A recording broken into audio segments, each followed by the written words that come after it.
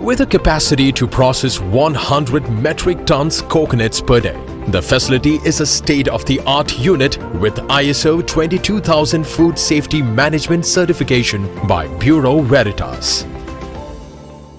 Desiccated coconut powder is an essential ingredient. 1-year-old raw coconut from Malabar region known for its naturally sweeter coconuts. The coconuts are then drilled and the sweet coconut water is collected and refrigerated. This is followed by deshelling them and finally peeling them.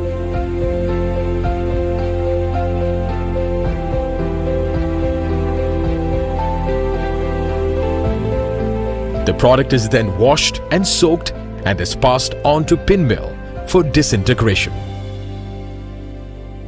This is followed by trying to remove all moisture, followed by online cooling to produce the final product, desiccated coconut.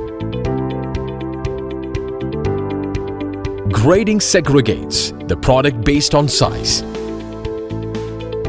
and online metal detection ensures contamination-free quality product.